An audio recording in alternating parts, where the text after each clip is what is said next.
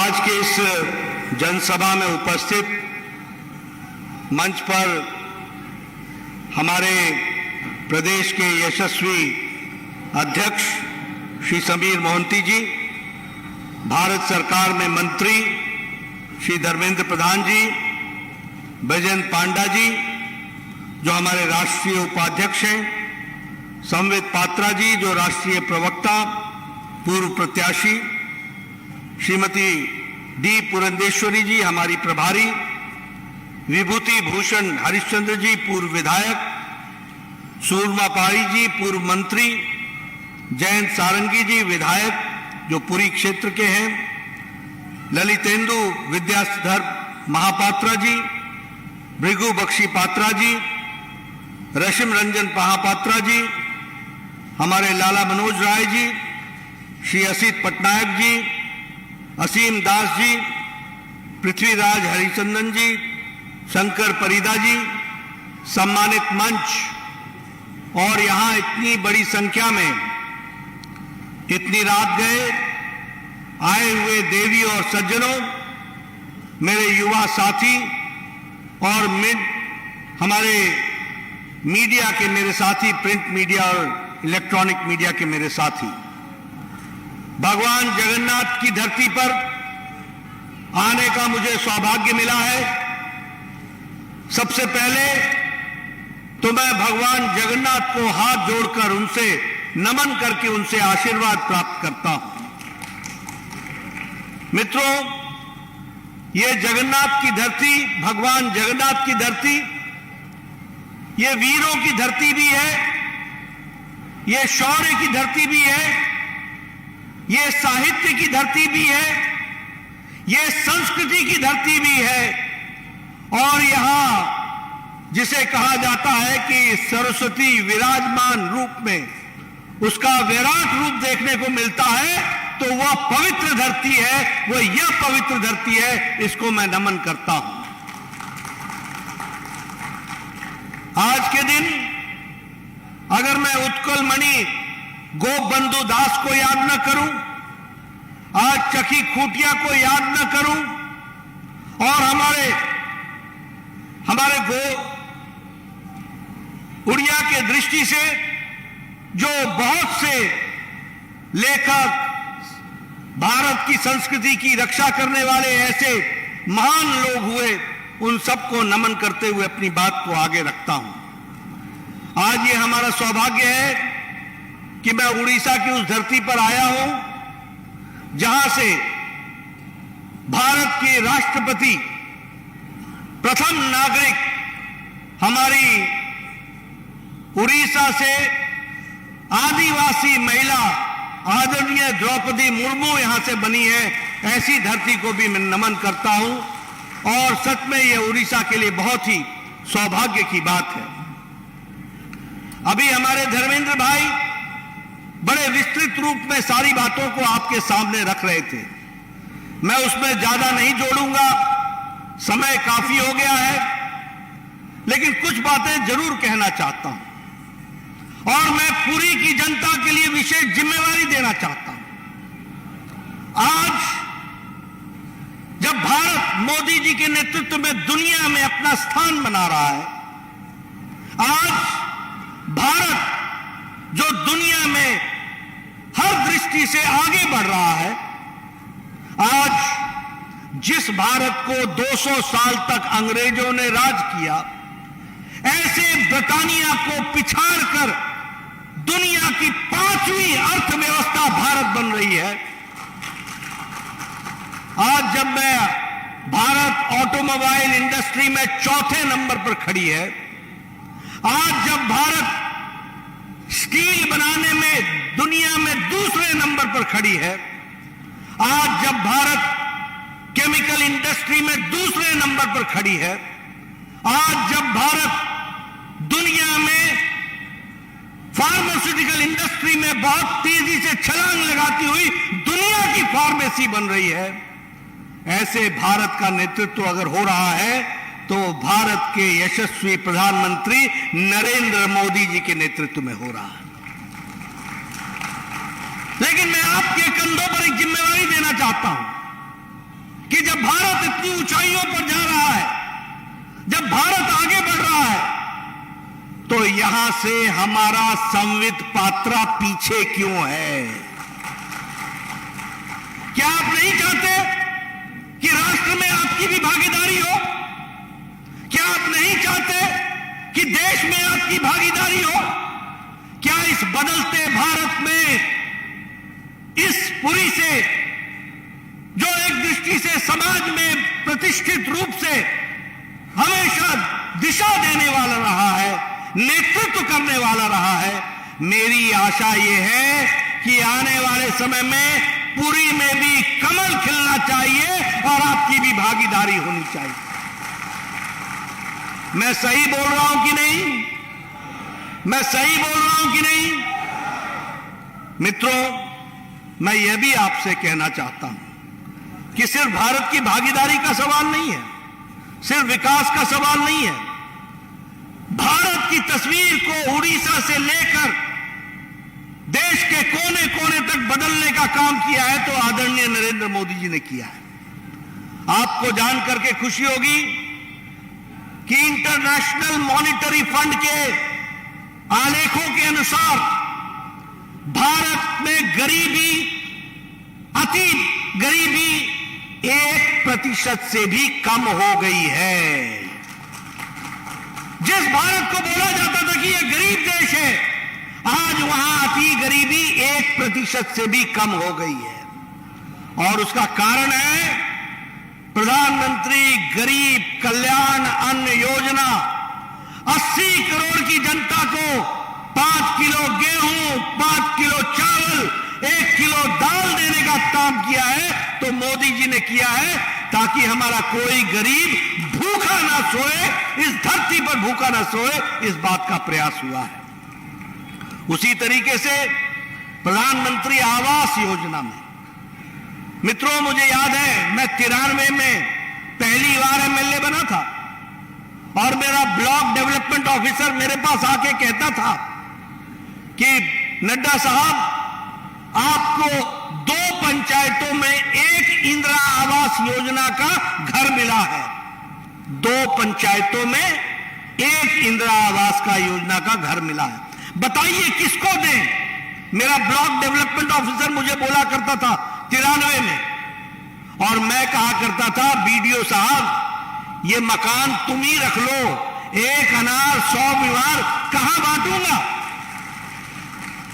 लेकिन आज मोदी जी के नेतृत्व में प्रधानमंत्री आवास योजना में 2 करोड़ 60 लाख पक्के मकान बना करके दे दिए गए हैं। 2 करोड़ 60 लाख। और दुख की बात यह है कि प्रधानमंत्री आवास योजना का नाम बदल करके बीजू पक्का घर कर दिया। जिसका खुद का घर कच्चा वो लगा पक्का करने। मित्रों, यह भी समझना होगा कि हमारा नाम चुराकर और उसमें भी हेरा फेरी, लोगों तक वो ठीक से पहुंचे नहीं, यह स्थिति ला करके खड़ी की है। मैं यहां यह भी बताना चाहूंगा कि आयुष्मान भारत में 10 करोड़ 74 लाख परिवार, लगभग 11 करोड़ परिवार, 50 करोड़ लोग को मोदी जी की तरफ से 5 लाख रुपए हर साल गंभीर बीमारी से लड़ने के लिए और इलाज करने के लिए अगर पैसा दिया है तो नरेंद्र मोदी जी ने दिया है, यह भी हमको ध्यान में रखना चाहिए। लेकिन आपको जानकर दुख होगा कि नवीन बाबू, बीजू जनता दल की सरकार 60 लाख लोगों को आयुष्मान भारत से वंचित रखते हैं। आप बताइए, यहां से लोगों का बाहर जाना बंद हो गया क्या बोलते हैं उसको, दादन खटना बंद हो गया क्या? दादन खटना बंद हो गया क्या? अगर हमारा भाई उड़ीसा का मुंबई में जाके काम करता हो और वो वहां बीमार हो जाए तो उसका इलाज नवीन बाबू नहीं करा पाएंगे। उसका इलाज करा पाएंगे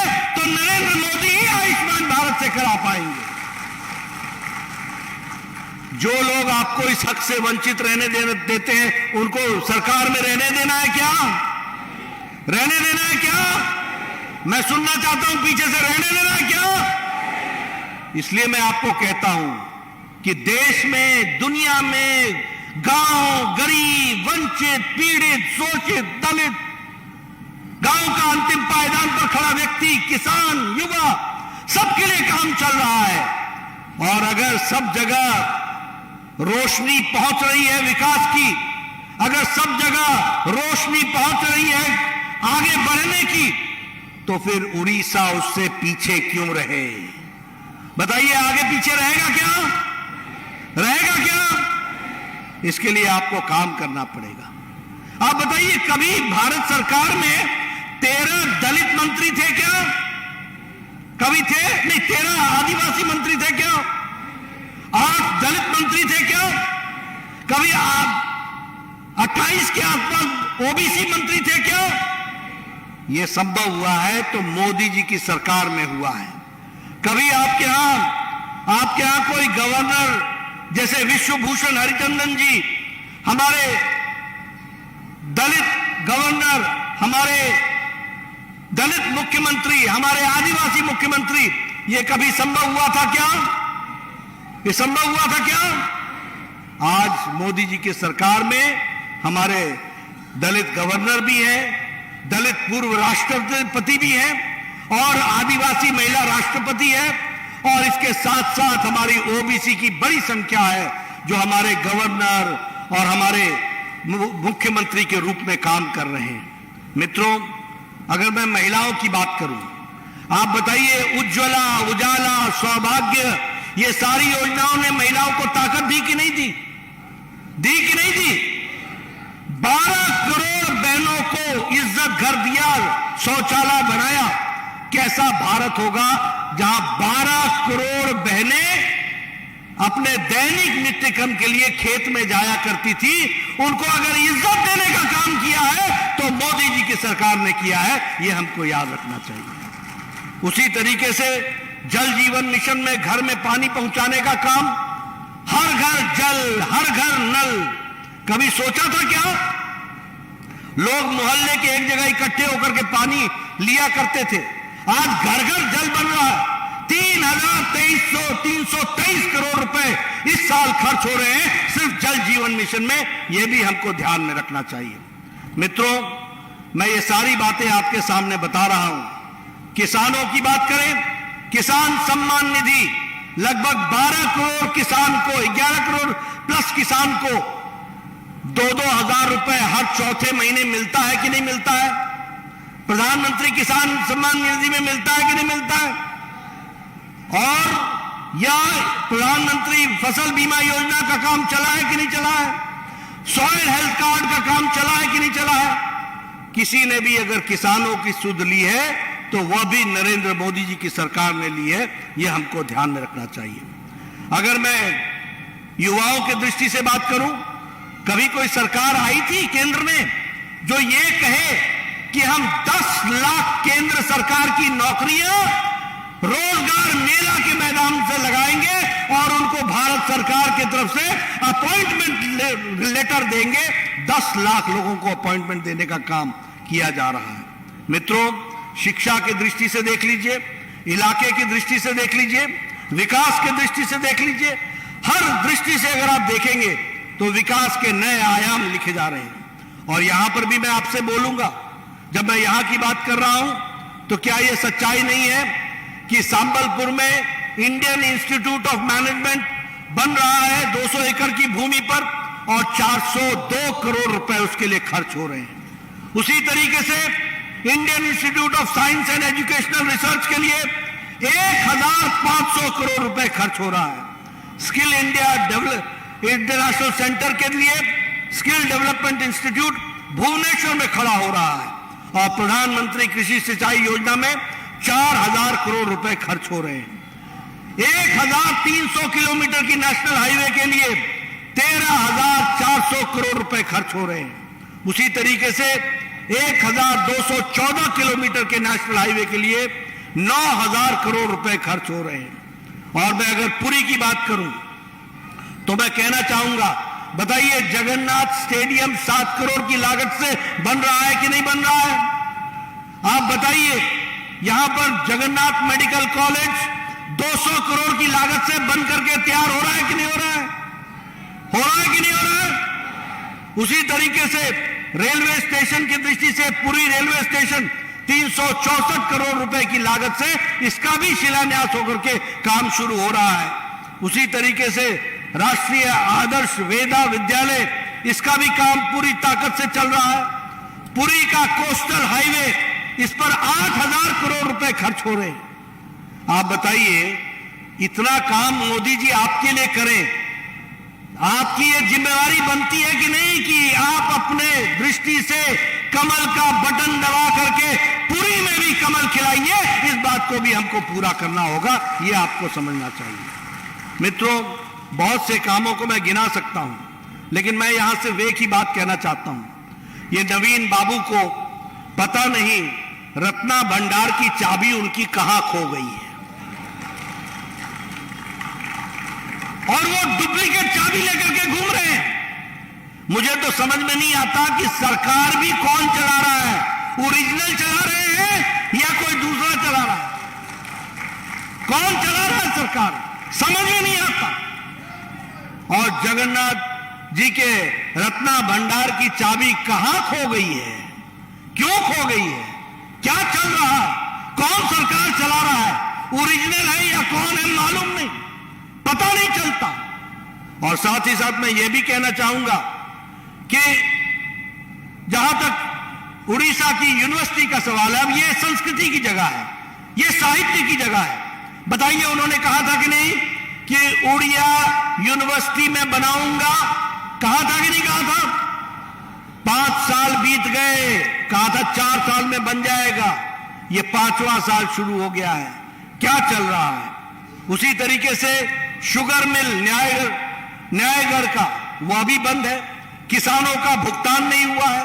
कौन सी सरकार चल रही है, कौन सरकार चला रहा है, कैसी सरकार चल रही है, कुछ समझ में नहीं आता। और मुझे दुख के साथ कहना पड़ता है, आज मैं कंधमाल गया था, वहां से मैं आ रहा हूं, ट्राइबल इलाका है, महिलाओं का उत्पीड़न दुगना हो गया है। नेशनल क्राइम रिकॉर्ड ब्यूरो के तहत उड़ीसा में महिलाओं का उत्पीड़न दुगना हो गया है।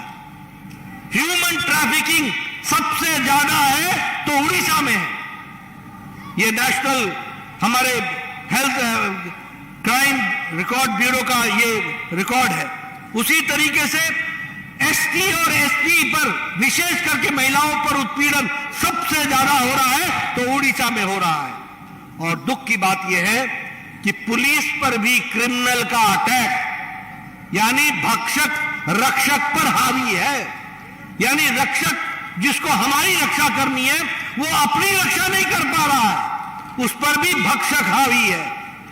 ऐसी सरकार है उड़ीसा की सरकार। बताइए, ऐसी सरकार को रहने देना है क्या? रहने देना है क्या? रहने देना है क्या? मैं अंत में आपसे एक ही निवेदन करने आया हूं, राजनीति नंबर का गेम है, और इसलिए चाहे पूरी विधानसभा हो, चाहे लोकसभा हो, यहां आपको प्रण लेना होगा कि कमल खिलेगा, विकास हो रहा है, आगे करेंगे, मोदी जी के नेतृत्व में हम आगे बढ़ेंगे। ये आपसे मैं निवेदन करने आया हूं। आपने मेरी बात सुनी, मुझे पता लगा कि आप 2 बजे के आ गए थे, बड़े लंबे समय आपको इंतजार करना पड़ा, उसके लिए मैं क्षमा मांगता हूं। फिर भी आप डटे रहे, आपका बहुत बहुत धन्यवाद। जय भारत, जय उड़ीसा।